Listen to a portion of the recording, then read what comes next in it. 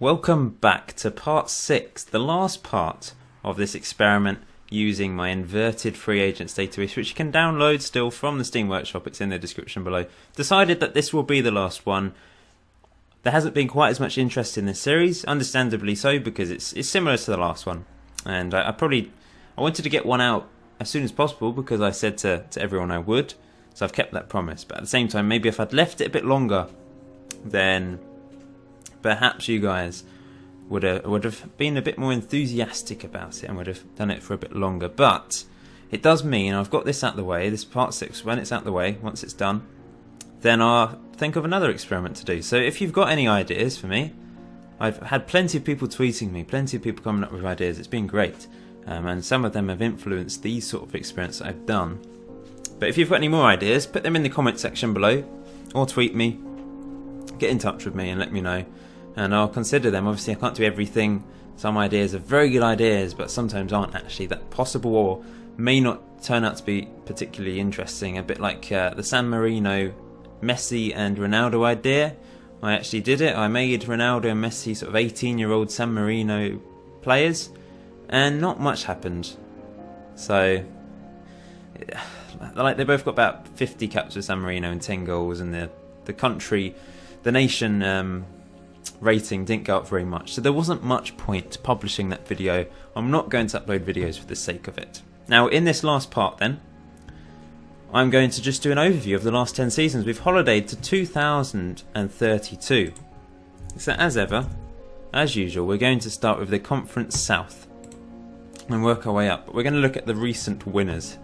So competition wise, these are all the teams since sort of 2022 that have gone up. We've seen the likes of Cardiff, Ipswich, Farnborough, who were relegated all the way down, have gone back up. Cambridge, you can see the teams that have gone up as runners-up. Leyton Orient have turned into a bit of a... Actually, it's the playoff winners that go up, of course, so that's them. Leyton Orient have been unlucky, but they did win the playoffs a couple of years ago, so they finally went up.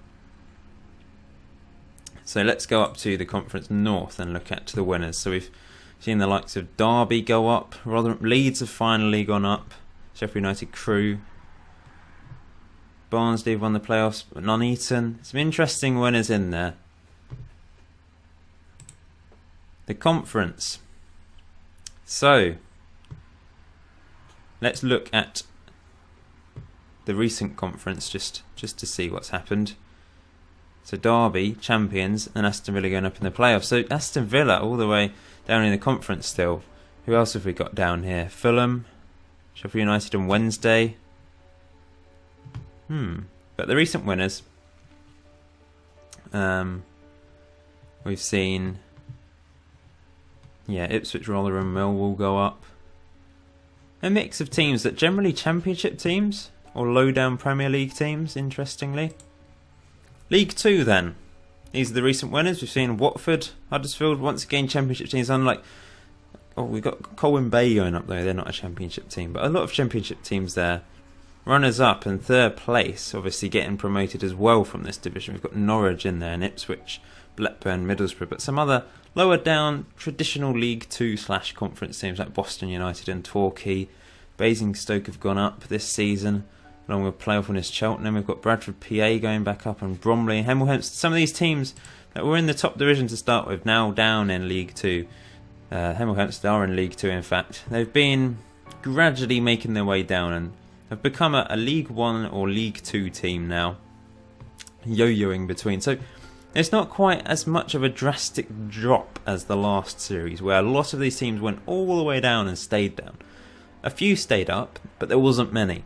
In this, there's a few teams that are sort of staying around League 2, League 1, and hopefully there's a few in the Championship. If we go and look at the profile quickly, and then make our way back up to the Championship. We've got Whitehawk down in League 2 here, and Bromley. So there's a lot of teams down here, but at least they weren't relegated all the way down to the conference.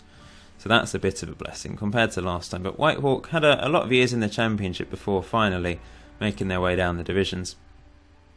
If we get to League 1 though, we've seen AFC Fylde just go up from League 1. So they were a team that did really well in the last series. I think they were relegated between the Championship and Premier League, but they've not been in the Premier League since that first 2 seasons. They got relegated in the second one, and ever since we're really a Championship team. Oh, they did get promoted. No, they didn't. Third, sorry, that's not a promotion. They were very close to getting promoted back to the Premier League, then relegated from the Championship, and now they've become a bit of a yo-yo team between the Championship and League One. Ipswich have gone up again, Brentford have gone up, Hayes and Yedding have gone down. Sad to see them go down. They had many years in the Championship, then League One, and now relegated from League One after a poor season. So a lot of the original teams in the Premier League, in terms of this save, they have been relegated down to League 1, League 2. But it's not quite as bad as the last series, I don't think. I may be wrong, but I don't think it's quite as drastic. There's a lot of teams that are able to survive at this mid-level of League 1 and League 2. So let's go up to the Championship, where the winners were Carlisle. West Ham have gone up, and Swansea have gone up. But, you know, some of the League 2 teams in real life, or League 1 teams, are doing very well on the save. Look at that. They've really been a yo-yo team between the Premier League and Championship for many, many years.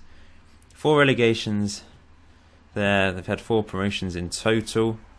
So that's really interesting. Carlisle, a yo-yo team between the Premier League and Championship. 3-star reputation. They just don't have enough to stay up, do they? But they've got secure finances.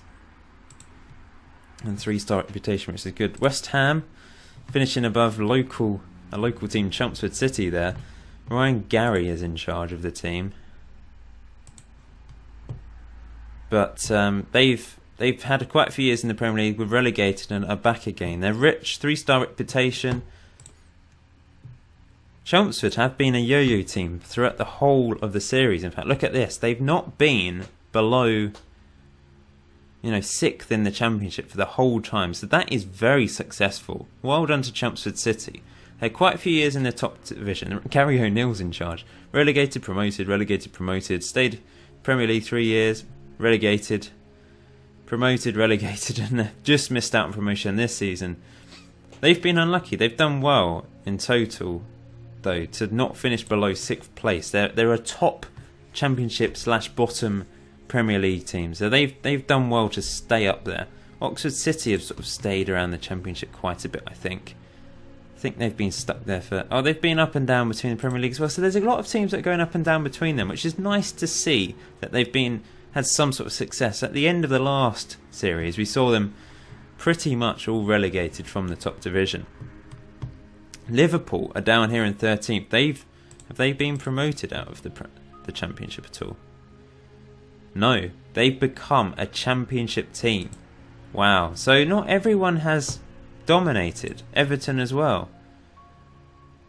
They were promoted once but relegated instantly. Leon Britton is in charge of them. We've got Hull down there. Norwich, Stoke, Man City are in the Championship. Just noticed. They were promoted, as you'd expect. But then, since then, they've pretty much been in the Championship most of the time. Wow, their reputation, 3-star, okay finances, nothing much has happened to them. Let's look at the staff. Yeah, different. English owners now. They've just become a top-end Championship team. That is really interesting. Crystal Palace just being relegated from the Championship as well. So some of the big Premier League teams, or medium Premier League teams, are still struggling. Now Chelsea and Arsenal, as you can see, have won the league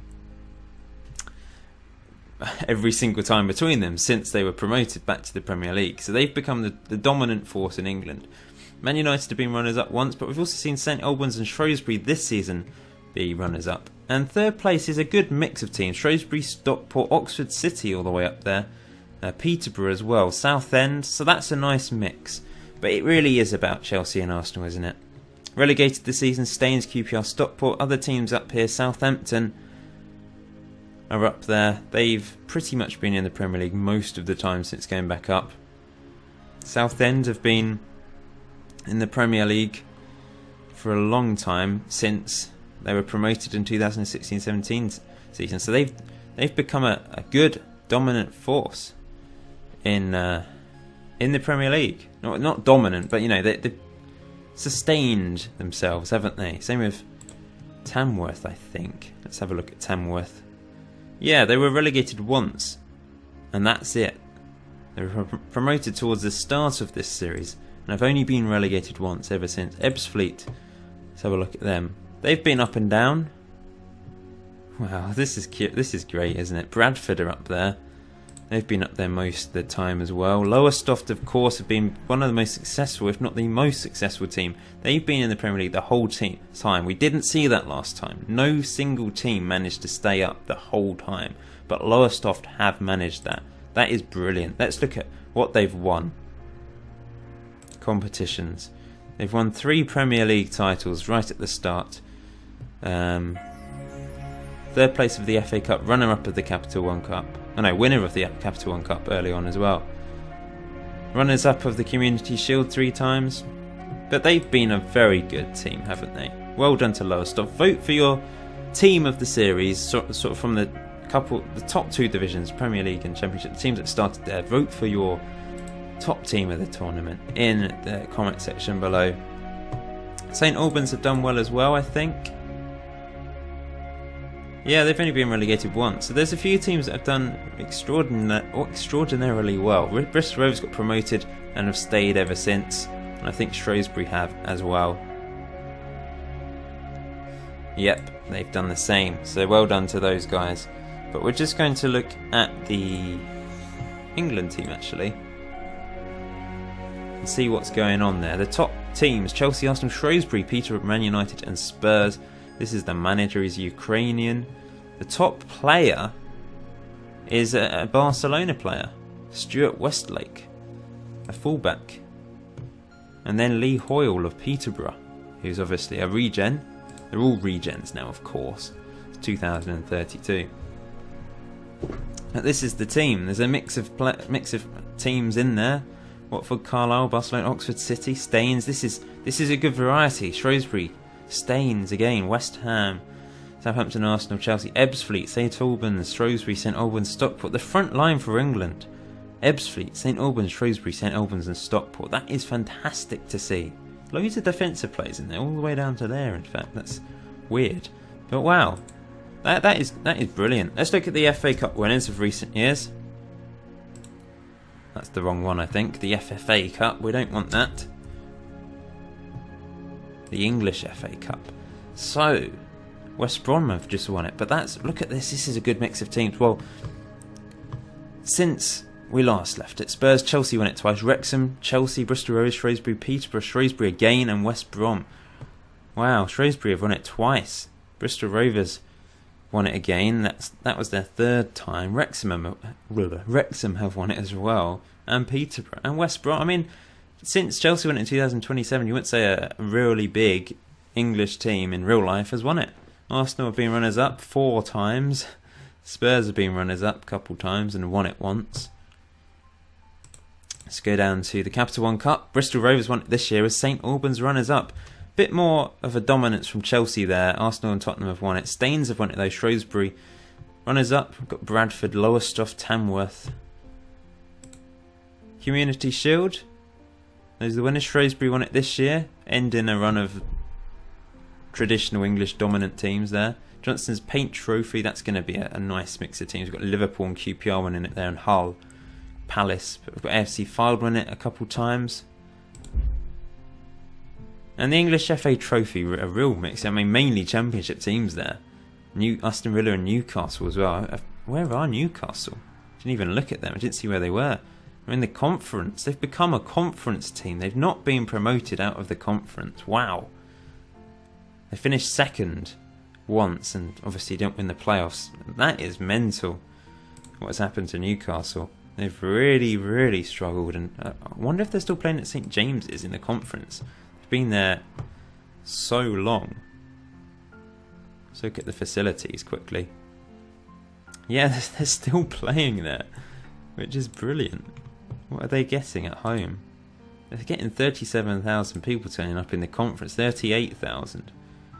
What about Sheffield Wednesday? That's a big game. 38,000. And Leeds, 34,000 there. At home to Aston Villa, 38,000. Wow, so mainly 38,000. But that is incredible. Let's look at the Champions League then. Oh, Champions Cup we want. So, Real Madrid just beat Barcelona in the most recent final. But we have seen an English winner here. Real Madrid have won it most seasons. In fact, Chelsea won it in 2031 against Real Madrid. Real Madrid have really been dominant. And the Europa Cup. Arsenal won it in 2024. Shrewsbury won it against West Brom in the final, which just clicked on. Shrewsbury also runners-up against Rome in 2026. That is fantastic. 4-1 against West Brom in the final. 2 English teams get into the final. 2 teams you wouldn't expect to get there, but especially Shrewsbury. And they have thrashed West Brom in the final. Well done. 9.9 performance from this guy. Scottish 32-year-old. 54 goals in 87 games for Scotland. What a hero. Where is Scotland in the world rankings? 26th. They've got Paul Lambert in charge at the age of 62. That is fascinating stuff. It really is. So let's look at the international level, in fact. Look at the World Cup and see what's been happening. World Cup. Oh, Belgium have won it 3 times in a row. Wow.